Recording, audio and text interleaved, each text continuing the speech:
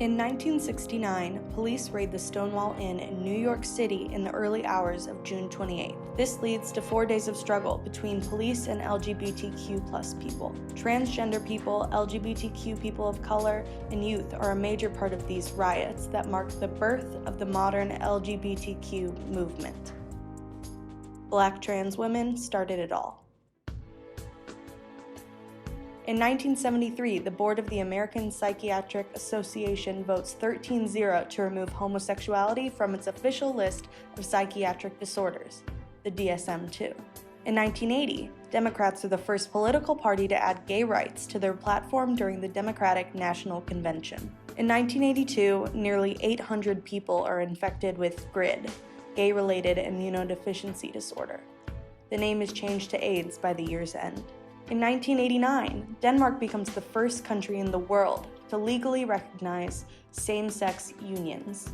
In 2003, the U.S. Supreme Court overturned sodomy laws, proclaiming rights to privacy and decriminalizing homosexual behavior. In 2004, Massachusetts becomes the first U.S. state to legally recognize same-sex marriage.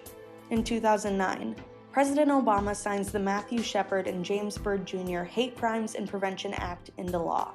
In 2014, the Department of Education issues official guidance to clarify that transgender students are protected from discrimination under Title IX.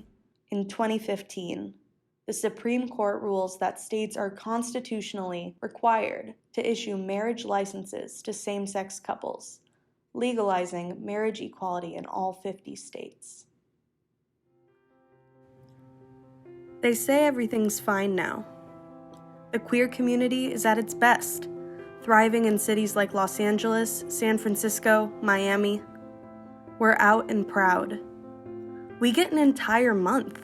Pride festivals, holidays, days of remembrance, gender-neutral bathrooms, respect and acceptance. But everything hasn't changed. And it hasn't always been this way.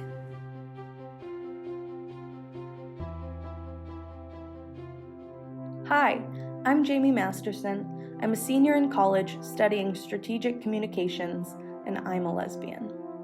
My family and friends have always been so supportive and accepting, but I know that's not the case for everyone, especially for those growing up in Springfield. I sat down with LGBTQ+ people and allies in our community to talk about the divide between the church and the LGBTQ+ community. To talk about how we can better understand ourselves, to open my ears towards their experiences, to hopefully convince someone out there that LGBTQ+ people are not any different, to convince ourselves that we are all more alike than we all may think, to show you the harsh realities of living in Springfield as a queer person. I've lived in Springfield 39 years, since 1980. I was born here, raised. I've lived here in Springfield my whole life. I grew up in like a tiny little town northeast of here called Ash Grove, and it had like 60, 70 people with really, really awful conservative parents. I've lived in Springfield for about 10 years. And then I actually went to Drury University here in Springfield, and that's where I started doing drag at school as a part of a fundraiser with the Drury Allies. One of my best friends told me I was a lesbian. And I didn't know what that meant, but I knew it was probably bad. Like, sounded like a bad thing. Got called, faggot, freak, all that kind of shit. I personally haven't really had any issues in Springfield. I'm also one of those people where, I could honestly care less. There have been little, I guess I would say, microaggressions that have happened.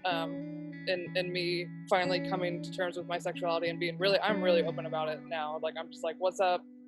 I'm gay, for the most part. I ran into a lot of bullying by a lot of the boys who were taught a lot of really awful stereotypes about men and women and life and how you should act. I mean, they just would spout horrible homophobic stuff. They would just say that if you're homosexual, you're gonna go to hell. My father's family I do not speak to because they really don't approve. A couple years ago, when me and my partner were walking across town holding hands, somebody had to spit at us and tell us that we were disgusting. And, every once in a while, you'll get people who just have negativity in their lives and want to grow it as because we're different and because we like to wear it proudly on our sleeves. I remember my dad walking in when I was a little kid, and I had stolen my mother's shirt, and I was wearing it as a child in my room, just like sitting there because I wanted to see how it felt, naturally. I remember my dad stumbling and looking extremely confused for a moment before he absolutely tore into me, and the guy threw me around. He would scream at me. It was awful. Springfield is in the heart of the Bible Belt. We live, breathe, drink Christianity. Springfield's religious population began in the 1800s, and they've only grown since. Today, there are over 300 churches in Springfield. 77% of adults in Missouri are of the Christian faith. Only 7 out of these 300-plus churches are publicly gay-friendly. Our schools, businesses, and government are Christian-based. So what happens to our queer population when Christianity bleeds into every corner of the city? They're shamed, they hide, they need to protect themselves. Our community is at risk. So I was actually raised Catholic. That really didn't have an effect on me or my life because my parents are very accepting of me and they support me in any decision I've ever made. I mean, I don't really like James River a lot. They've done a lot of harm to the community. A business's right was more important than people's general human right to feel included in a space. It was definitely a culture shock coming here, being around more Republicans. As I got older, though, I just kind of fell in between atheist and agnostic. I believe in the possibilities of higher powers. I have friends who are Christians and are very open-minded and loving. I don't know. There's still circumstances where I hold back my sexual identity just to keep myself safe, because you just never know how people are going to react. It gets so old. I mean, even just this last week, there were 2 or 3 separate instances. And it's that kind of stuff that I hear every single day of my life, whether it be on the internet or in Springfield, that I want to go away. Because there are very few safe spaces for queer people in Springfield, I wanted to reach out to people a part of these safe spaces, including the drag queens at Martha's, Ariana from the Glow Center, and now Ben from The Venues, one of the few gay-affirming churches in Springfield. Everybody being welcome there is, and again, capital letters welcome, is this experience that's so life-giving.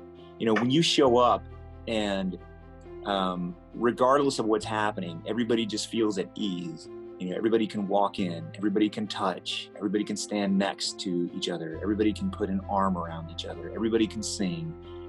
Everybody is welcome, no matter what you're wearing. And this is the most diverse collection of people I've ever seen in a church before. Rich, poor, straight, gay, black, white, liberal, conservative. It's just an incredible group of really diverse people. There are still rules and regulations in place to keep LGBTQ+ people out of leadership positions, schools, churches, communities, housing, and more. According to the 2019 State Equality Index, Missouri is in the high priority category to achieve basic equality. We actually have laws in place that actively disadvantage the queer community, HIV and AIDS criminalization, as well as transgender exclusions and state Medicaid coverage. Not even mentioning the lack of good bills to protect LGBTQ+ people. This state has historically refused space for our communities, especially in Springfield. In 2015, the Springfield community voted by a slim margin to repeal protections against discrimination for the city's gay, lesbian, bisexual, and transgender citizens. This law had only been in ordinance for 6 months. The repeal was influenced by powerful figures in Christian spaces. Most notably, John Lindell, James River pastor. Now, I want to just briefly, because I do think this is important for you to at least have heard from me my concerns relative to the repeal of the Sexual Orientation and Gender Identity Bill. And if you live in the city of Springfield, we're asking you on April 7th to vote yes to repeal the ordinance. Church and state should not be connected, but we all know that isn't how our country has been run. So here is what needs to be done.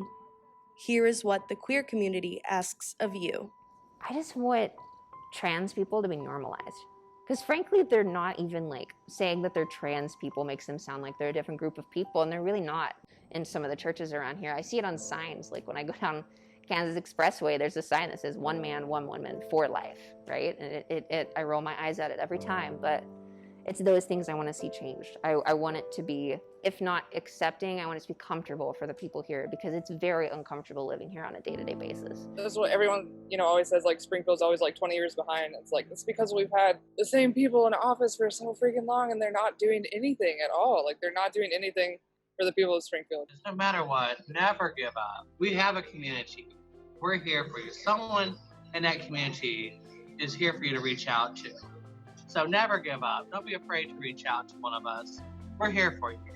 So yeah, participating in local elections and like really reading up on who these people are, hopefully eventually diversifying our like Congress in Missouri, because it does not seem very diverse to me. There's always other places you can go. I know sometimes it may feel like, there's no resort or there's no like safe place for you that you can be yourself, but there are people and places that you can contact to be yourself. There is so much more history and strength and power in you than you know, and you have a right to live and show that. And if anyone says otherwise, they are lying to themselves and to you. You have a right to exist, and they do not have a right to stop you. There are people who love you, who affirm you, and who you are. And as much as they affirm and love anybody else, those people exist, those people are there. Find them.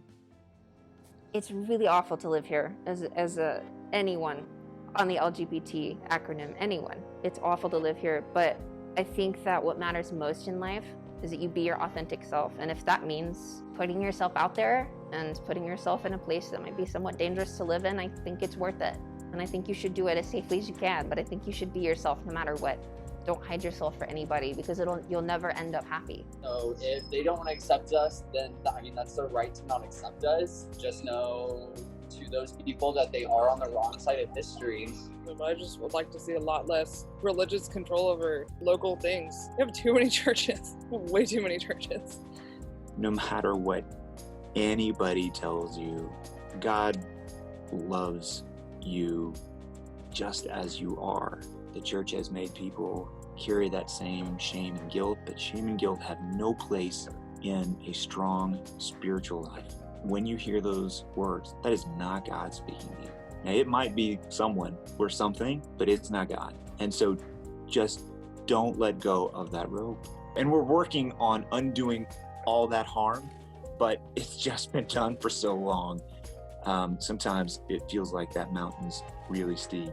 And it's not nearly as steep for me as it is for other people, but I just encourage them to keep climbing. And so all these nonprofits coming together and purposefully being inclusive in their work and who they serve, and targeting specific populations to serve them to make sure they're not excluded, like making policy changes to include like individuals who are marginalized. I really love that about Springfield. If you grow up queer here, you're strong, so you'll do it. And just never give yourself up for anybody, no matter what they say or what they do, even if you have no support, because I've been there. You just have to start over. You have to find the people around you that are accepting, and there's a lot. You just have to look a little closer. We are in a time where it is more necessary than ever to listen to marginalized voices, to create love and peace, not division and hate. If we shrink back to our smaller scale of Springfield, we see these intrapersonal problems. We see the discrimination. We see the discomfort for LGBTQ+ people around. The Assemblies of God headquarters is based here. Evangel University is known for their strict policies and anti-LGBTQ+ views. We have only a few major organizations fighting for queer rights. We have very few queer spaces in Springfield. We have the people, but we don't have the support.